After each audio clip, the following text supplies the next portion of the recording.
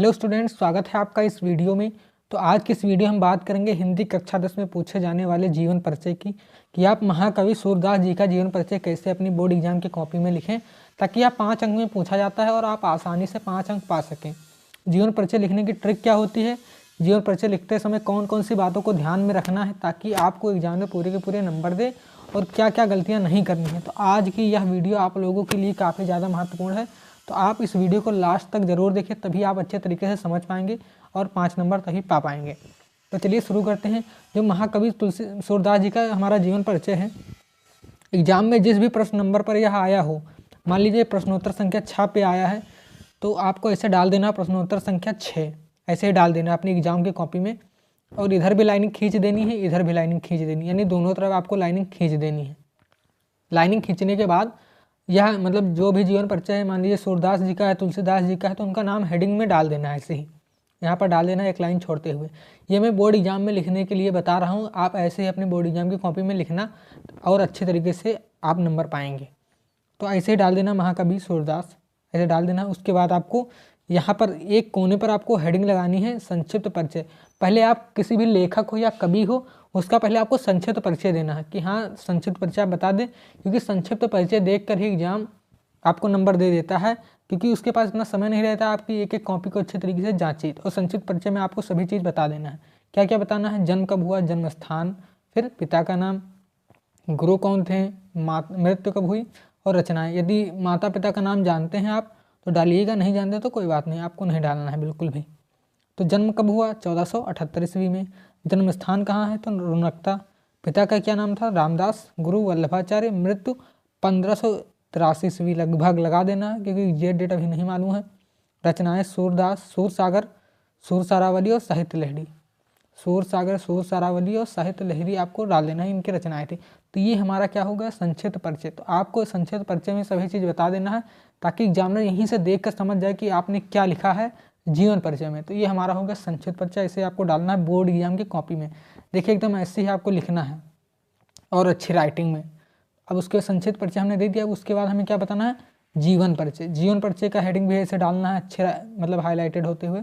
देखिए आपको केवल नीले और काले पेन का ही प्रयोग करना है, किसी भी प्रकार के अन्य कलमों का प्रयोग नहीं करना है।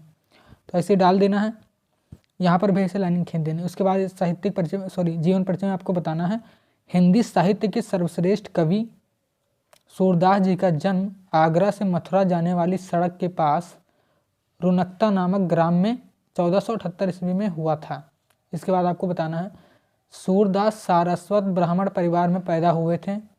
18 वर्ष तक निकटवर्ती ग्राम में रहकर संगीत का अध्ययन किया। 18 वर्ष तक निकटवर्ती ग्राम में रहकर संगीत का अध्ययन किया। इसके आगे हमें बताना है, सत्संग के प्रभाव से उन्हें धर्मशास्त्रों का ज्ञान हो गया।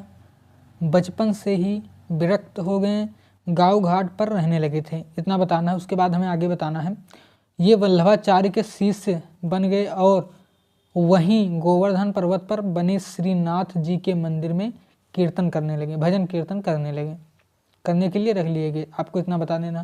फिर आगे बताना, हिंदी जगत के महान कवि सूरदास जी का स्वर्गवास 1583 ईस्वी में लगभग 1583 ईस्वी लगभग में हुई थी। तो इस तरीके से आपको इनका क्या हो गया, पहले हमने बताया संक्षिप्त परिचय, फिर जीवन परिचय। तो ये जीवन परिचय का पार्ट था, तो इस तरीके से आपको जीवन परिचय बता देना है।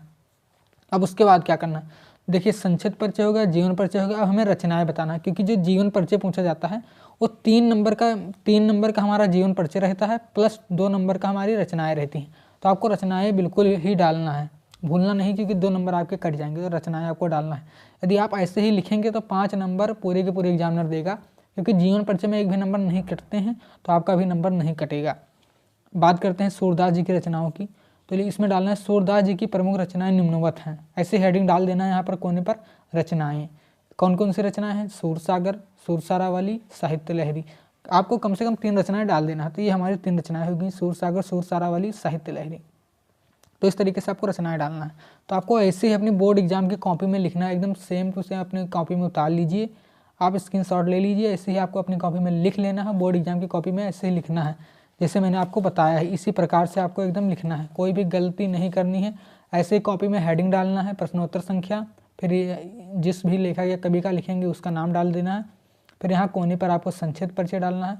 फिर आपको क्या डालना है, ऐसे ही जन्म, जन्म स्थान, पिता, गृह, गुरु, मृत्यु, रचनाएं और भी कुछ जानते हो तो यहाँ पर डाल देना है।